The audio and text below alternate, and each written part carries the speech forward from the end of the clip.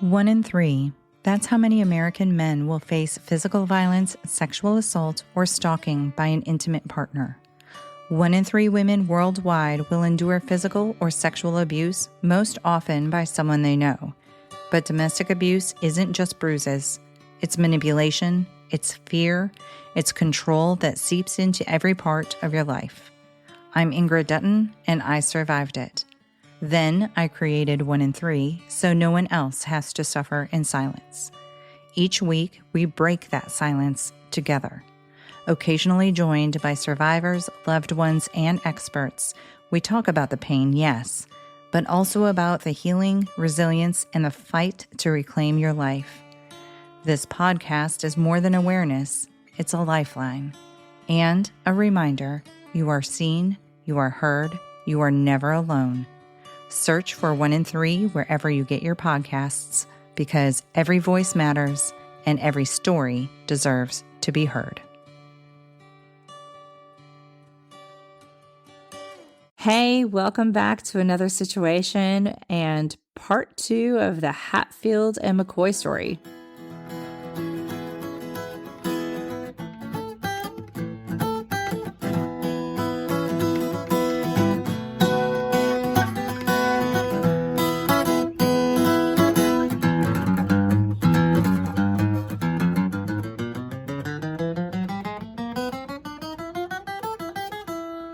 Now, elections were a very exciting time for both families because it was a time to socialize, and the families would come down out of the mountains and they would bring their whiskey, but now that it was outlawed, it's moonshine. Do you know what's moonshine, by the way? Do I know why it's moonshine? Why it's called moonshine? Because they had to make it by the light of the moon. Yes. It was illegal. Yes. Mm-hmm. Did you know that, or did you just make it up? No, I knew that because I was interested in the start of NASCAR. So that's why. Okay. All right. Don't judge my interests. So anyway, both sides of the families would come down and they would go to the elections. And the West Virginia Hatfields would go to the Pike County elections, even though Pike County was in Kentucky. So they had no voter jurisdiction, but they would just come down to socialize. Devil Anse Hatfield had a huge family, and he would bribe politicians, he'd bribe voters. Sure. So with it, because he made really good moonshine, and so he'd bring it, liquor everybody up, and he would sway votes. So the McCoys, who were primarily in Kentucky, did not like that. The politicians, more or less, had to humor the Hatfields and McCoys because they were gigantic. They were there were so many numbers of them that they dictated politics. Another note is that, the young people within the families, this was a big opportunity for them to meet other young people because typically they're segregated. So they're only seeing cousins. And that's why there was a lot of intermarrying because that's, all you got to socialize with. But during elections, there's a time you wore your best clothes and you kind of checked each other out. Next time I'm in the voter line, maybe I'll look around. There you go. So in 1880, during the Pike County elections, the West Virginia Hatfields came down, and Chauncey, who was Devil Anse Hatfield's son, Chauncey is 18 years old, and he notices this really pretty girl named Rosanna, who's 21, Rosanna McCoy. And so during this whole celebratory time, they started hanging out. Randall notices, and he tells Rosanna, stay away from that guy. And she doesn't listen because she's already old at 21 years old. She's old for being single. So she and Chauncey go walking in the woods for a while. And when they return, she notices her family's gone. So they must have already gone home. So Randall had taken the family home, just assuming that Rosanna went ahead of them. So she kind of freaks out, like, well, I can't go home now. My dad's going to be so mad. So Johnson's like, let's come back to my house. So they go back over to West Virginia. They go to Devil Anse Hatfield's house. Goodness. John C. is saying, I want to marry this girl. And Devil Anse is like, no, absolutely not. It's not happening. But he also does not kick her out. He lets her stay. Mm-hmm. And so Randall gets wind of this, and he sends a family member over there, says with one message, come home now. That's it. And she doesn't. So then he sends a second message, come home now, or I am coming to get you and will kill anyone who tries to stop me. She goes home. And he never speaks to her again. Oh. Ever. Never speaks to her again. And that's sad. She soon found out that she was pregnant.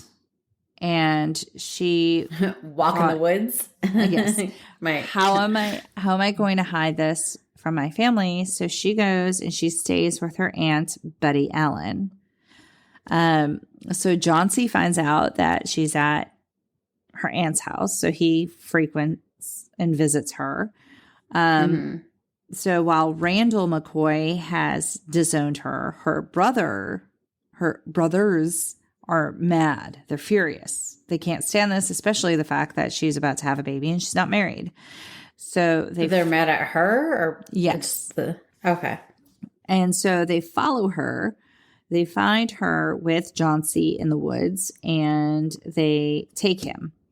And they say they are arresting him because of concealed weapons, which is funny because everybody is carrying a weapon. Mm-hmm. So this is her brother, Tolbert McCoy, and farmer, Pharmer McCoy. So they take John C. Hatfield, and they say they're heading for the courthouse. Well, Rosanna does not believe they're taking him to the courthouse. She believes they're taking him and they're going to kill him. Mm-hmm. So she takes off. She grabs a horse, no saddle. She's pregnant. She jumps on this horse, rips off part of her dress to use as like as reins. Lead? Yeah. Yeah. Jumps on the horse, takes off, gets to see Devil Anse Hatfield, tells him what's going on. He rounds up a posse, and that's his boy, right? That's his son. Yeah. Okay. So he takes off, and he finds Farmer and Tolbert, and takes his son back. And Tolbert tries to file for a warrant for the rest of Devil Anse Hatfield and whomever was with him, because they had an arrest warrant for John C. because of his concealed weapons. So they rightfully were arresting him, and he took a prisoner from them. So they're like aiding and abetting, or like some crazy. Yeah. Mm-hmm. But nobody ever followed up on those warrants for the arrest of Devil Anse Hatfield and his little posse. Rosanna ended up having a baby girl, and she named the baby Sarah after her mom, and her mom was, called Sally. So it was baby Sally Elizabeth. Unfortunately, baby Sally died at about 8 months old because there was a measles outbreak, and then she had pneumonia. Rosanna, who was 21-ish at the time, ends up dying in her late 20s from what they call a broken heart. What? Well, there is, you can die of a broken heart. There's something called Takotsubo cardiomyopathy, but I don't know. I mean, there are so many ailments and illnesses in this time. You can't really determine. Thank you. Okay. Thank you. All right. But so John C. moves on, and he ends up courting Nancy McCoy, who happens to be the son of Harmon, who people are not sure if John C.'s dad killed. So you said that John C. was after the son of... Oh, I didn't mean son. Daughter. Oh, okay. So Devil Anse's son is John C. Harmon's daughter is Nancy. So John C. and Nancy get married. Nancy is also Rosanna's cousin. So in 1882, there's finally a trial for Squirrel Hunting Sam and Paris. And this is overseen by Wall Hatfield. Fields are in every powerful position. So you would think this is going to go in the Hatfield favor. However, the only testimony there is from Squirrel Hunting Sam and Paris. And they were just saying, they said that they acted in self-defense.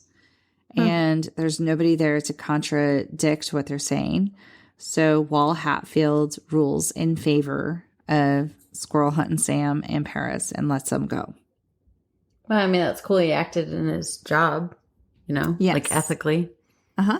So they didn't have coroners and stuff back then? Or maybe you just couldn't tell? Oh, to investigate. They did go and they investigated and they were able to determine that there was a tussle. You could tell, but you weren't able to determine what exactly happened. Uh-huh. I gotcha. Okay. August 7th, 1882, there's another election day. And woohoo! This is anticipated to have no drama because Tom Stafford, the guy who had the hog on his land, he's actually running for justice of the peace. And the McCoys supported that as well as the Hatfields. So everybody thought this is going to be a nice election, no drama because everybody wants the same guy. So it was very obvious that Tom is going to win. Just overwhelmingly landslide, he's winning. And again, moonshine was provided. So there's two different kinds. There's Applejack moonshine and corn moonshine. So they were both there. And there was somebody had said something when you mix the two of them, it makes you crazy or something like that. It makes you fight or something. Have you ever had actual moonshine? I did in Pigeon Forge. Stuff is harsh. Yeah, it's like drinking gasoline. So everybody's drinking. Now we have Tolbert McCoy, who is the son of Randall. He went up to Bad Lias. Oh, okay. So you said there was a good one. Good Lias is Devil Anse Hatfield's brother.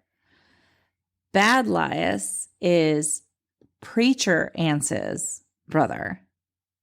Okay. And Preacher Ance is a cousin. So cousins. Now, Bad Lias was given his name Bad Lias because he was a really mean drunk.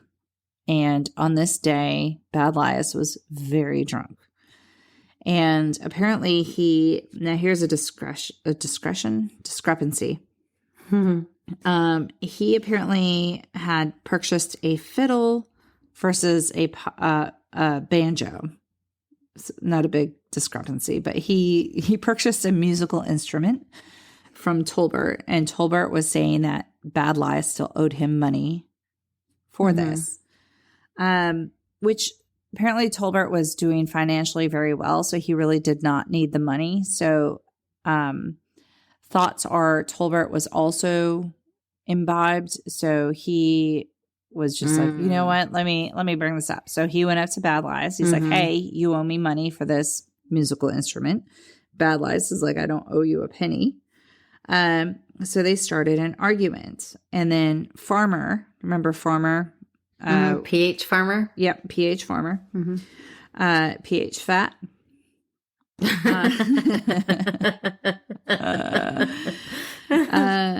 As well as Bill McCoy. So they're brothers of Tolbert. They were there backing up Tolbert. So he had a little bit more gumption gumption talking to Bad Lias. And multiple attempts were made to break up the argument.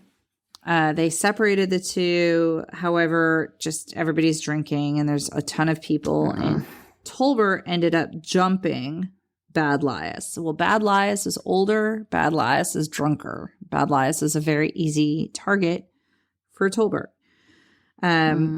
Meanwhile, Bad Lies is not, again, he's a mean drunk, so he didn't have a lot of people who liked him. So not a lot of people were going to stand up for him. So pretty much everyone's just watching what happens.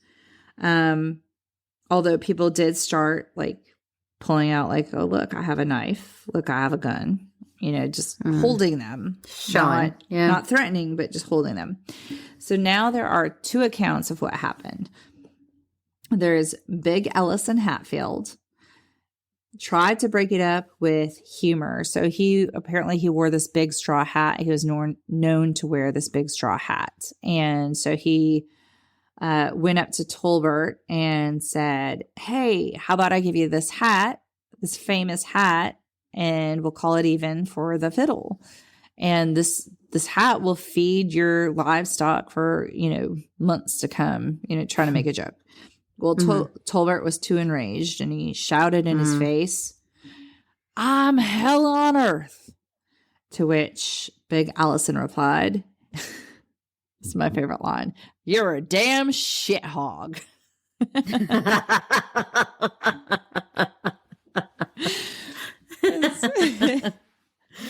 That may be my new insult. It's fantastic. Okay, so, and I think I said this already. So Big Ellison, he's well respected. He's a deacon of the church. Everybody loves him. He's very easygoing. So this is out of character for him. So scenario number 2 was that I put Big E. Big Ellison, he was too drunk to maintain his normal, like, good behavior. And he was mad that the biggest McCoy picked on the weakest Hatfield. So he went up to Tolbert and said, why don't you fight a man your own size? Although apparently Big E was way bigger than Tolbert. Regardless of which scenario actually played out, the 2 of them did end up fighting each other. And then they each ended up having a knife. So they're punching, they're stabbing at each other. At one point, Big E dropped his knife because it accidentally closed on his fingers. So he just let go of it. So he's now Tolbert, he punches Tolbert. Tolbert goes to the ground. So now he is punching Tolbert and choking him. And Tolbert has the knife in his one hand and he's focusing all of his strength on this one hand and he's just stabbing Big E repeatedly in the side. Well, one of those stabs punctures his lung or his liver. I read punctured his lung and I read punctured his liver. So perhaps both. Okay. I don't know if I said ages. Tolbert is 19 years old. And his brother, Bill, is 15 years old. So he's he's watching this fight. He has a knife. So he jumps in and apparently he gets a few stabs in as well. So Big E now realizes this is not just a fight anymore.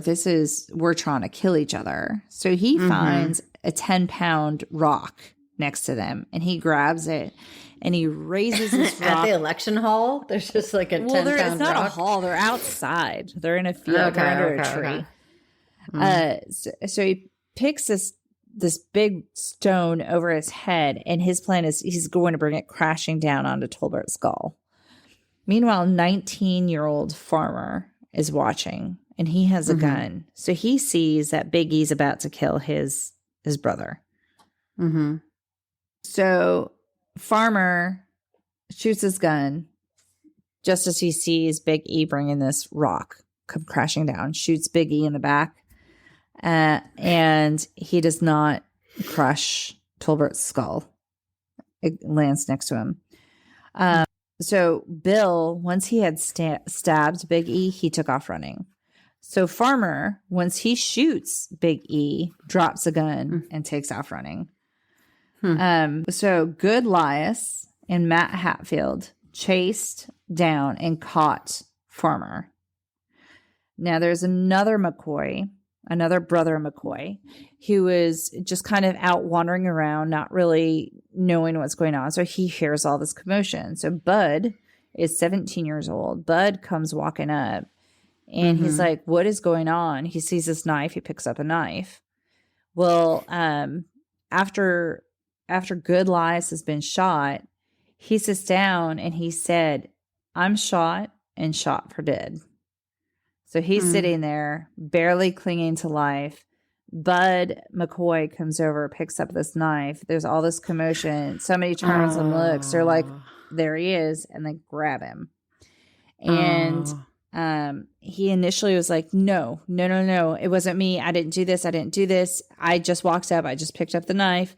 But then he hears that his little 15-year-old brother was the one who had the knife. So then he shuts his mouth. And he lets everybody accuse him, and he goes along with it. Oh, my goodness. Would you take a murder charge for me?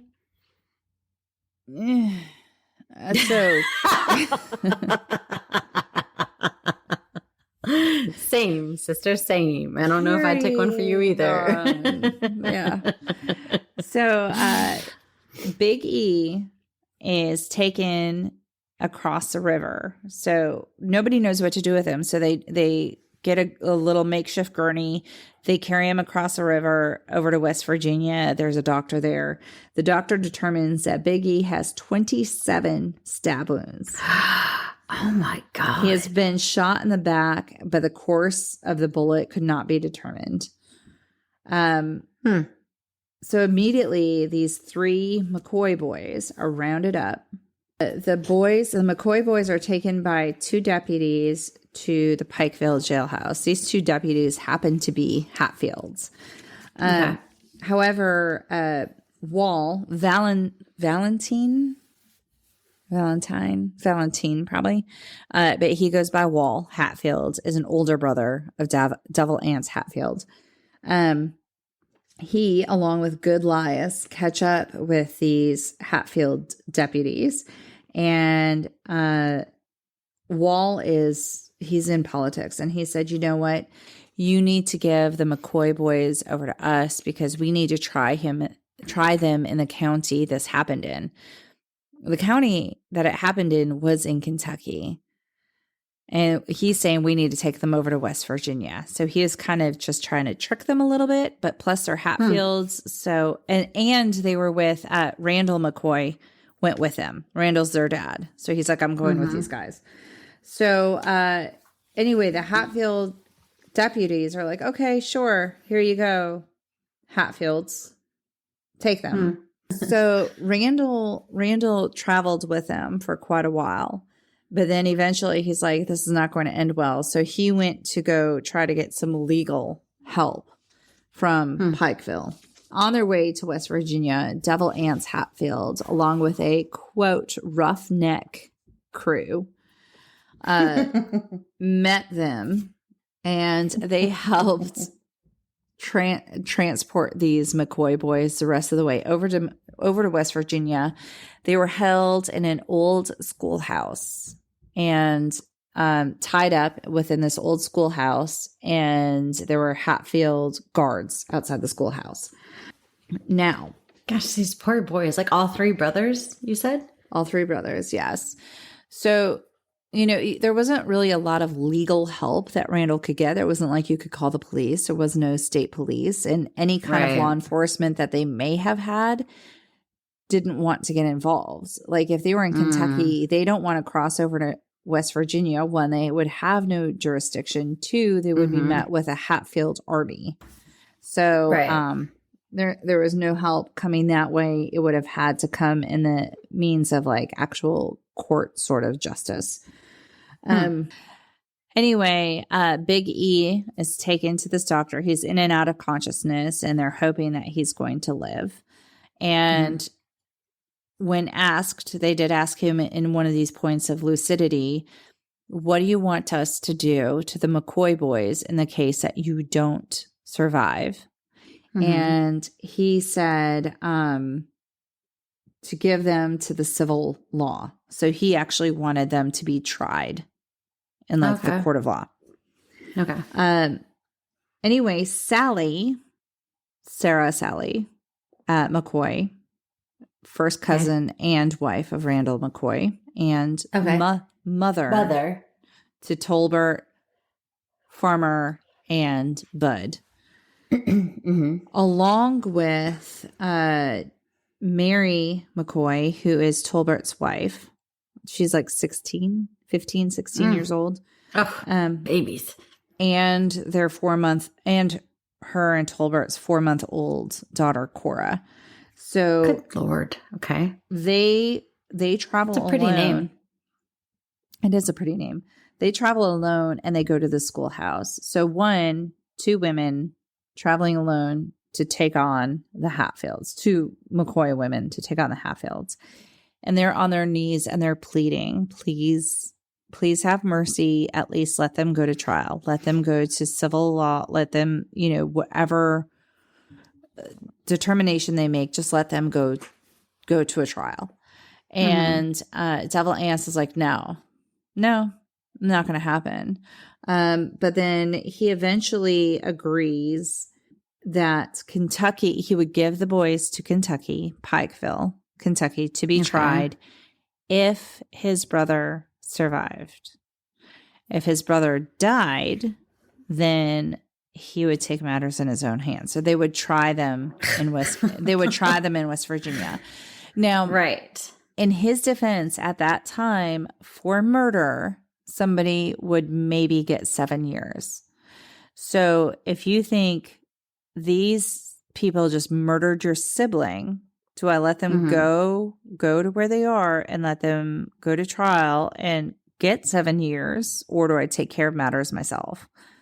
I'm not saying that's right, but that's, kind of his thought process. The thinking at the time. Yes. 48 hours after the fight, Big E was pronounced dead. Oh. And now this camp, it was just a few guards, but it's grown into a large camp of Hatfields outside the schoolhouse. And meanwhile, this entire time they're outside jeering and taunting and like, oh, how should we kill them? Should we do this? Should we do this? So these boys are listening to this. So as the news hit, these baby little teenage boys. Yeah.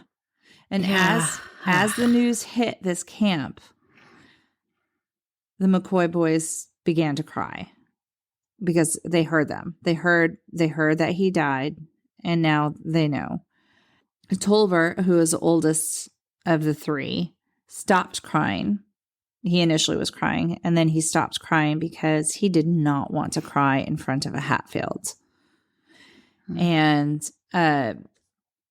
they said, we're going to kill you. And he said, I will face any death as long as whoever's going to kill me stands in front of me and looks me in the eye. I want to see that person eye to eye. Dang, that boy is acting like a man. And you know what? That's actually that was a quote. Like what they Shut up. I'm not kidding. I didn't write it down. But it actually, I remember reading it. They rounded the 3 boys up and they start transporting them. They're going back across the river to Kentucky. And he remained stoic the entire time. The other 2 were hysterically crying. At one point, Farmer passed out because of just the overcome with everything. God, yeah.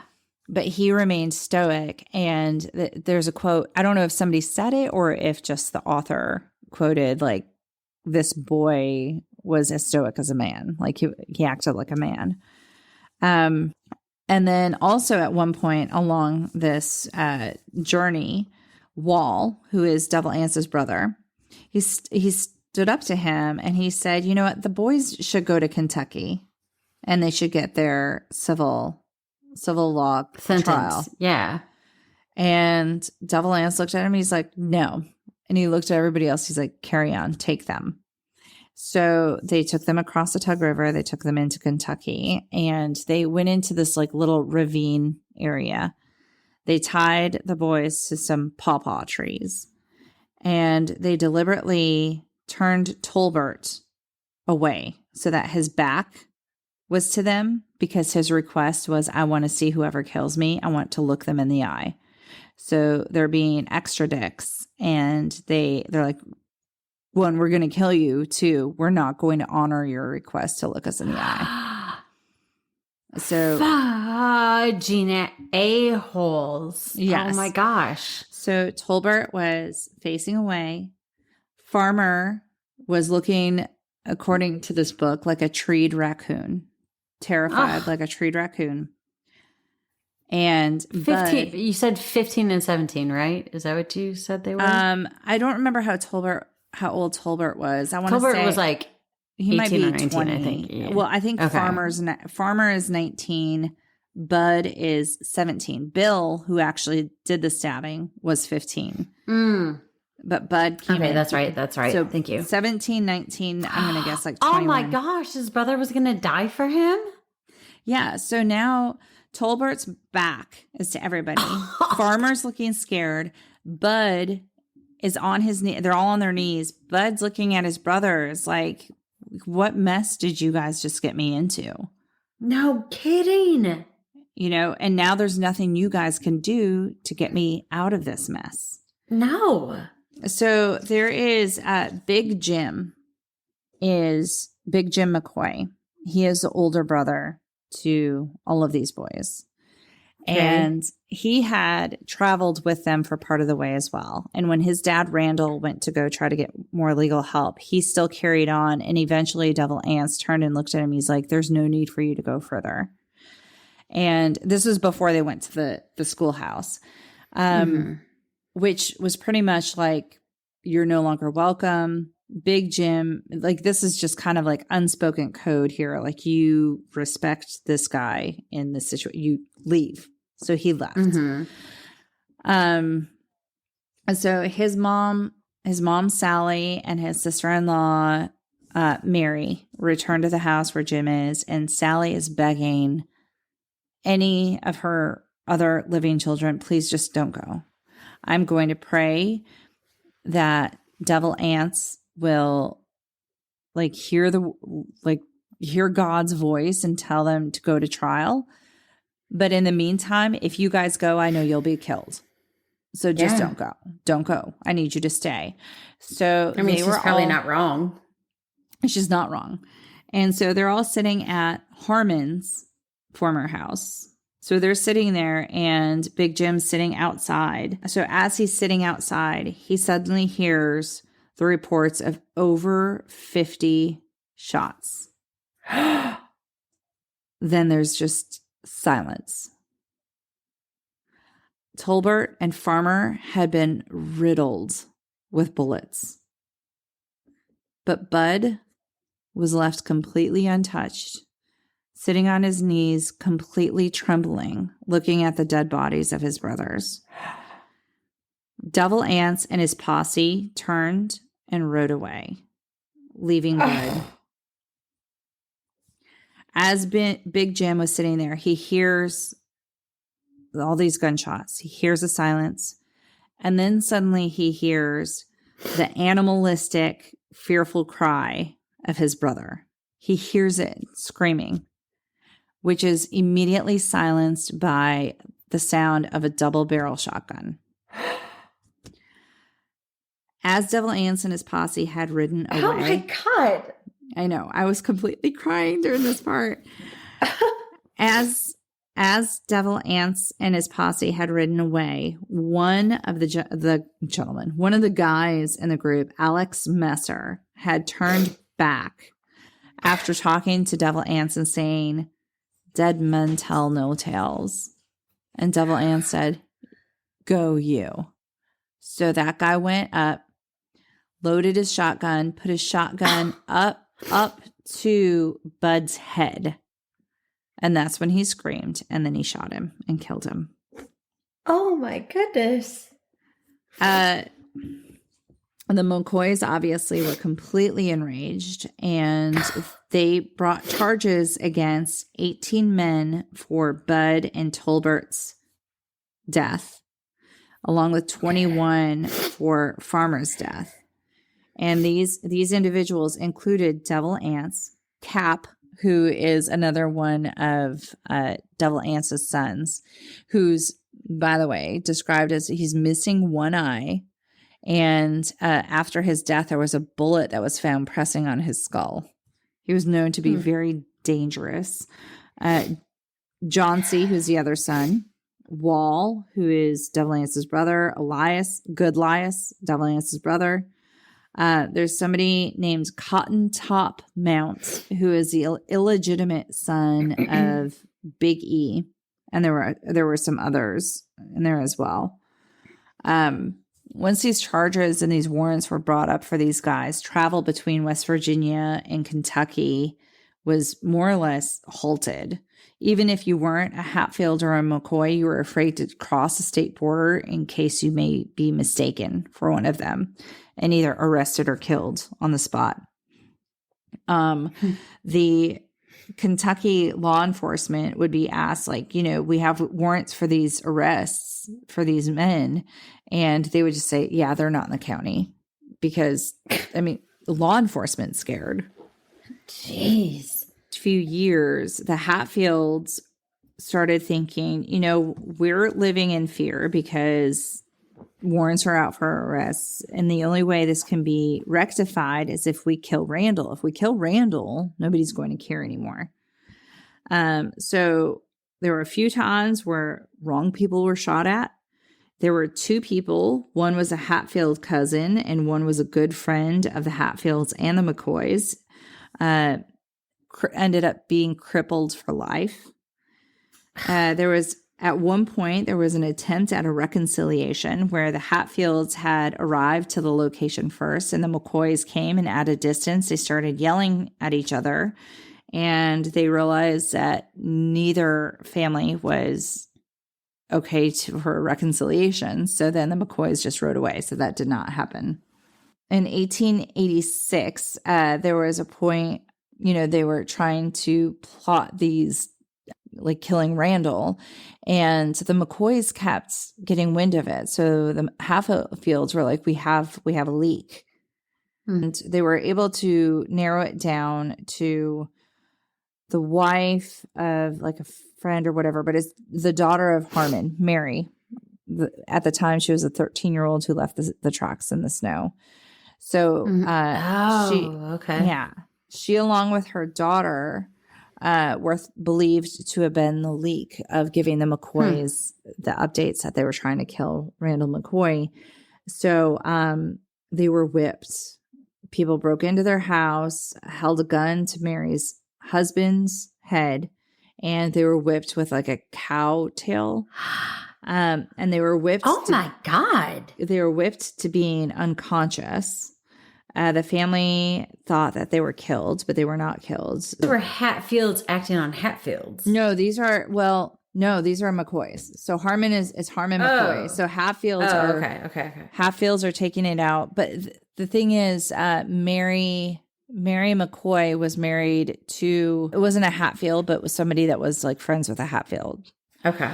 Anyway, her brother, Jeff McCoy, who was known to be very enrageable, heard about his sister and his niece getting whipped, as well as he's Harmon McCoy's son, who, also vowed his vengeance. So he vows vengeance on all the Hatfields.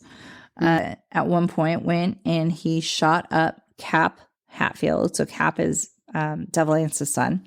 Shot up his house. Warrant was out for Jeff McCoy's arrest for shooting up Cap's house. He was captured and then he ran away. And since he ran away while under arrest, they were able to shoot him and they shot him and killed him. Oh my goodness. So now we're at 1887. And at this point, dead, we have Big E, Big Ellison on the Hatfield side. Harmon McCoy, Tom Wallace, Tolbert, son of Randall, Farmer, son of Randall. McCoy. Yes, McCoy. These are all McCoy. This is all the McCoy side. So Big Ellison's the only Hatfield side. Only Hatfield? So far, yes. So Harmon, Tom Wallace, Tolbert, Farmer, Bud. Bill is a 15-year-old boy who actually really did stab Big E. He's assumed to be dead. They think that he either went crazy or he died of a broken heart. Mary who is Tolbert's wife, she ends up dying because she ends up just fading away and not being able to get out of bed with the grief. Oh, their poor baby. Mm-hmm. And then Bill Stanton Jr. So he's kind of both sides. Injured at this point, we have Bad Lias. Hatfield, right? Yes, Hatfield. Yeah. Uncle Wall, who is on the Hatfield side. This is not the other. There's two Walls. So he was one of the casualties of mistaken identity. He was shot by Cap Hatfield. Uncle Wall Hatfield shot by Cap Hatfield because Cap Hatfield thought he was Randall McCoy. So he shot him. Okay. Paris was injured when he fought Bill Stanton Jr. Mary, Victory, who was somebody's wife, and Lark, who was somebody's son. I don't remember what happened to them, but they were also injured. Okay, so now we're in 1887. Perry Klein. So he's a cousin. Way back when I said he's an attorney. So he helped Governor Buckner win the Kentucky vote. So given that, he's asking for his favor back. So he wants warrants on the Hatfields, which he's given. He's given these warrants on the Hatfields. And he wants them extradited out of West Virginia into Kentucky. But this Kentucky governor does not have that jurisdiction. He's in communication with a Virginia governor. Virginia governor's like, I don't care what you say. The Hatfields are who voted me here. I'm not going against them. Perry Klein enlists Bad Frank Phillips as a bounty hunter. Bad Frank Phillips. Right. So he's a bounty hunter. Like, I'll give you money if you get these guys over here. So like dog. Yes, exactly. So now we have that happening. Now there's a New Year's Eve raid. So on December 31st, 1887, there was an initiated raid that stopped because there was like a dog barking. So they canceled this raid. Now they're still going after, right. They're like, now they're going after Randall McCoy. They're still going after Randall McCoy, and he has a son, Cal McCoy, who's still alive. Okay. So they want to kill the two of them. But the dog barking, they're like, they've been alerted. Let's abort the mission. So on January 1st, 1888, they decide to retry. So this raid is led by Crazy Jim Vance. So that's Devil Anse. Devil Anse Hatfield's uncle. Devil and Crazy. Awesome. Yes. So he's leading the raid. There's like John C. is involved, Cap is involved, and then Cotton Top Mounts is involved. He's called Cotton Top. He's an albino, and they perhaps mentally delayed as well. So now this raid is taking place at the home of Randall McCoy. So at the house, we have Randall, his wife Sally, his son Cal, who's 25 years old, Tolbert's son Mel. So Tolbert was killed, remember? So Mel is about 5 or 7 years old. Alifair, daughter of Randall, is 29. Addie, daughter of Randall, 17. Fanny, daughter of Randall, 14. And Tolbert's, okay, so Mel is a little bit older, 8 maybe. Tolbert's 5-year-old daughter, Cora, is there. Okay. So the Hatfields arrive to the house. They open fire. They're shooting. And Randall and Cal were anticipating this. So they kind of have the house laid out to their advantage. So they're shooting back. The Hatfields set fire to the house with everybody still in it. And Alifair comes in the doorway, and they're trying to tell her to light a fire, like all these things. So then Alifair is in the doorway again, and she is shot and killed. And the other girls are screaming, Alifair's dead. Alifair's been shot.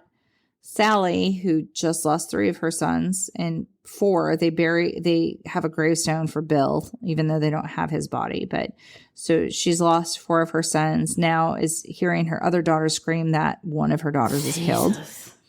My God. So she goes running to try to get to her. The Hatfields stop her, and they're like, stop. And she's like, let me get to my daughter. And Crazy Jim takes the butt of his gun and hits her in the ribs and breaks some ribs. She's still crawling, trying to get to her daughter, and John C. tells her, don't do it, stop. And she's wailing, I've lost 4 of my sons. Let me get to my daughter. And she's like, oh my God, she's dead. Let me get to her.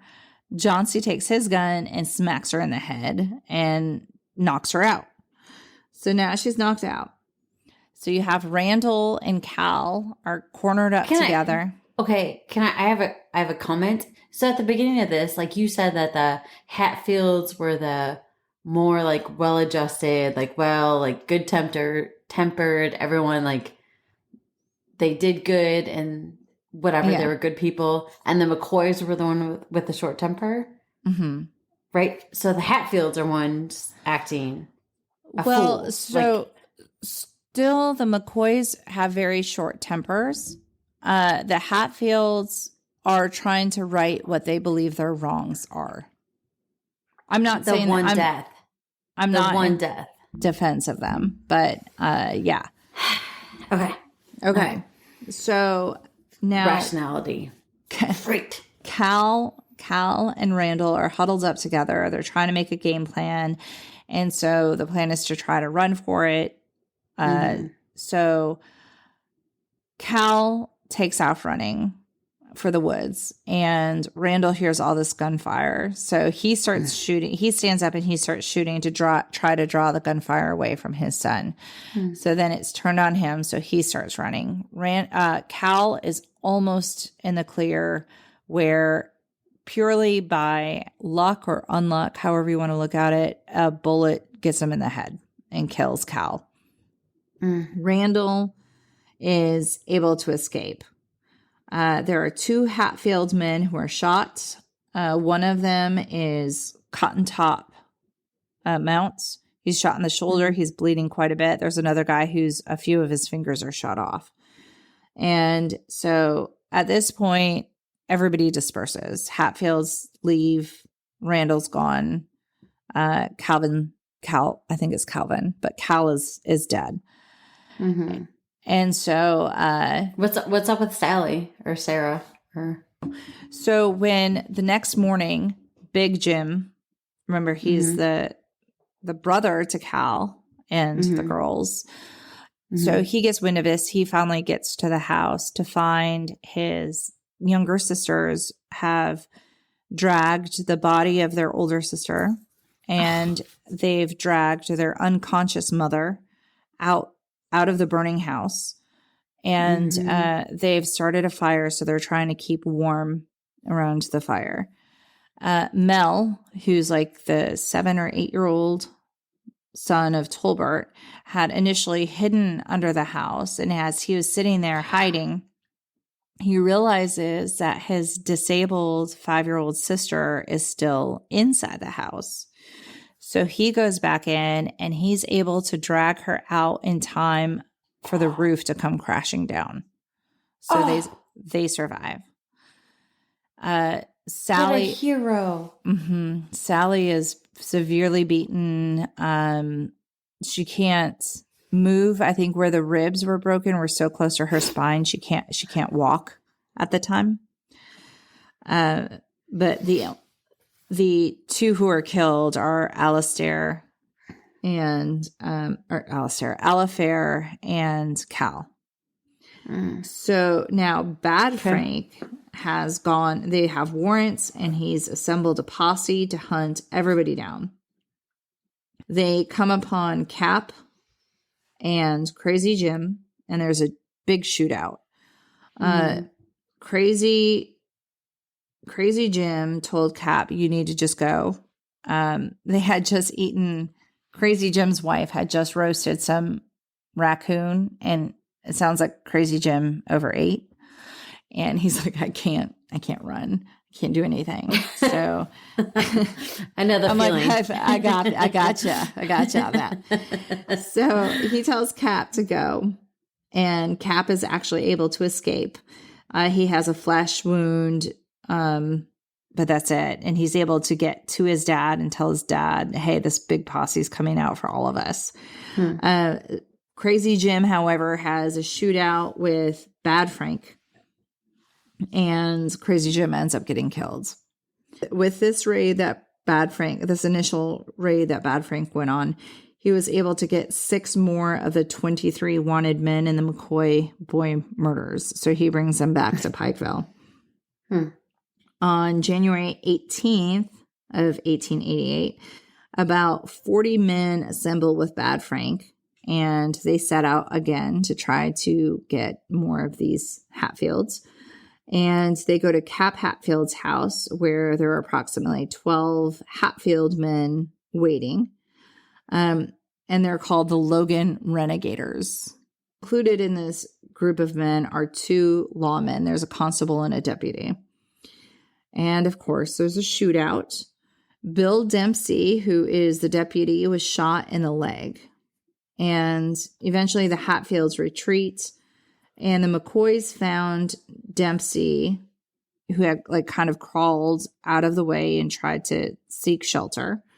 And they found Dempsey. He put his hands up and he said, "I'm not armed, gentlemen, and I'm dying. Please don't shoot me anymore." And again, he's not a Hatfield. He was actually there to try to maintain the law. And Bad Frank put his pistol up to Bill Dempsey's throat, and he pulled the trigger before the rest of his men could stop him, and it decapitated him. Oh, God. So now on February 25th, 1888, a trial starts, which is presided by Judge John W. Barr. Presided the case. And now this case was to determine on whether all of these prisoners were taken legally from West Virginia, because technically in Kentucky, you didn't have jurisdiction in West Virginia. Right. So the judge on March 3rd said, I think Kentucky's okay, but this is actually a Supreme Court case. So now this goes to the Supreme Court. And in May, the Supreme Court agreed that Kentucky was okay in obtaining these men, which kind of opened the door for open season on the Hatfield. So now you have all these bounty hunters crossing state lines trying to get the rest of these men who had warrants. On November 2nd, 1888, Cotton Top Mounts he's in jail, and he confesses to everything. He tells them everything that's happened, and he implicates everybody involved. August of 1889, the official trials begin, and the men who are convicted to life in prison, with the exception of Cotton Top Mounts, who is sentenced to death. And because he admitted to being the one who killed Alifair. So they're like, you killed an unarmed woman. And so now there's controversy on whether or not he actually did it, or if Cap is the one who killed her, but promised Cotton Top a new saddle, or promised him money if he admitted to it. So, nobody really knows. There was a hanging of Cotton Top Mounts, and public hangings had been outlawed for decades, but everyone showed up to this hanging. Wow. And they're hoping to make this kind of symbolize the end. And it more or less, the feud? It more or less was the end of the feud. Wall Hatfield, who was formerly a deacon of the church as well, he was a justice of the peace. He was convicted of partaking in the McCoy boy murders, and he died 2 years after his sentence in prison. His son-in-laws, Doc and Pliant, served 14 years and were released.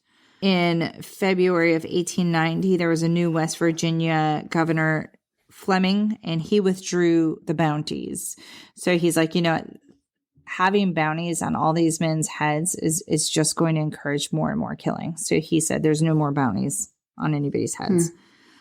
John C. ended up divorcing Nancy McCoy. He got remarried.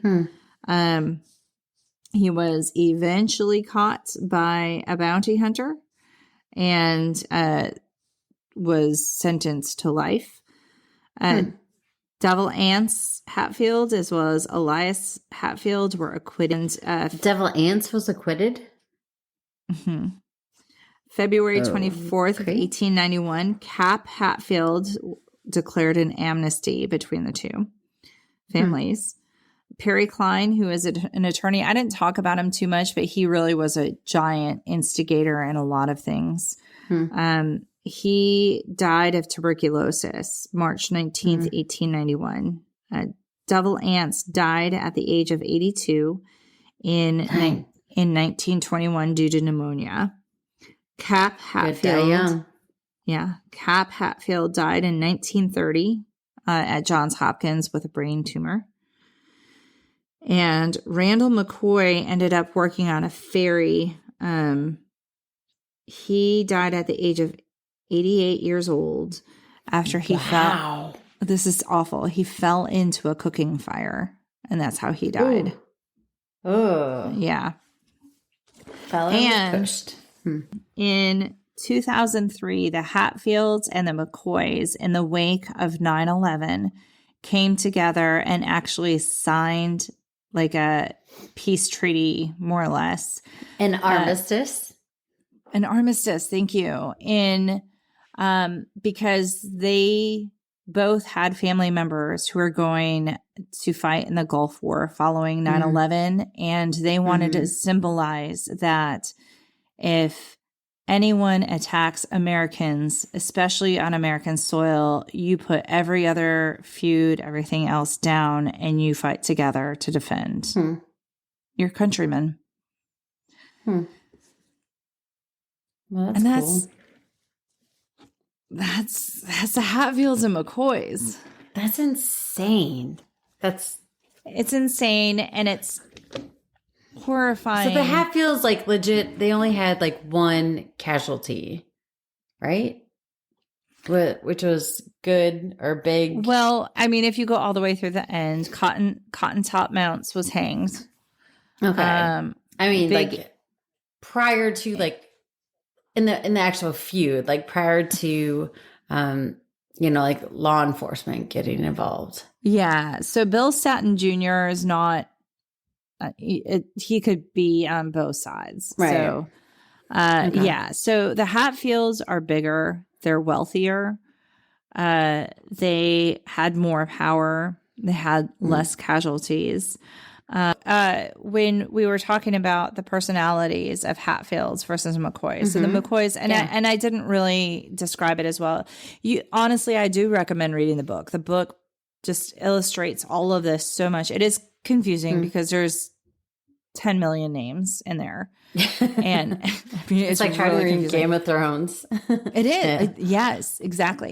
But so scientists have found in current McCoys a trait, and they've traced it back potentially. It's a genetic trait. So it's von Hippel-Lindau disease, which can lead to pheochromocytoma, which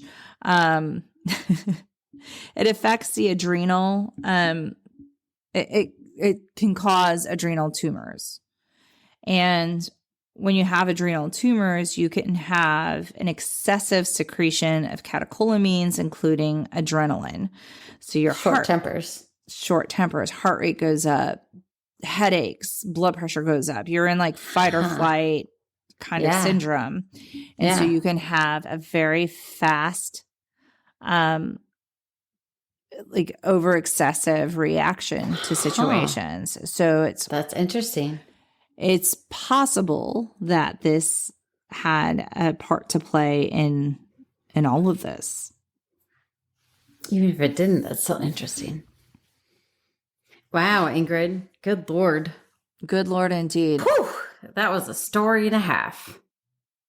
It was 2. Yes, it was. It was 2. It was 2. Mm-hmm. Oh my gosh. So do you see, I procrastinated because I was too overwhelmed and I had to take breaks. I mean, I honestly think like you could have like a year-long podcast on that situation alone. Well, I told you there was so crazy. One of the podcasts I listened to, it was 6 episodes. Yeah, you did. You did. Tomorrow's Thanksgiving, so let's wrap this up so everybody can enjoy. Gobble, gobble, gobble. I will be nice to my relatives. Be forgiving. That's a good one. Be thankful for Thanksgiving. That's not fair. That should be I know, the it's last super easy. one. I totally took it. What's a word if fair? Be fair. Okay. Is that a bad one? Listen, I just talked for a really long time. Anything that comes out of my mouth at this point is good. Wow. Thank you for that presentation. Oh, well, you're welcome. And everybody, I'm thankful for you. Job, thankful for you. I'm thankful for you and you and you and you. And you and you. Enjoy however you're planning on spending your Thanksgiving. Hopefully you have a little bit of extra time off. Hopefully you get some good food and hopefully you get to spend it how you'd like to spend it. And if you are solitude or with family, just know that someone is envious of the Thanksgiving that you are spending. Yes. Yeah. So thoroughly enjoy the situation you're in. Yep. All right. We appreciate you and bye. Bye.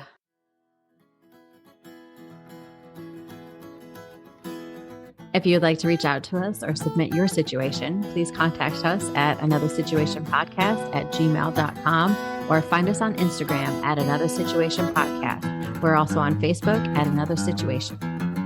Another Situation is produced and edited by Point 5 Pinoy. Music is written and performed by Tim Crow.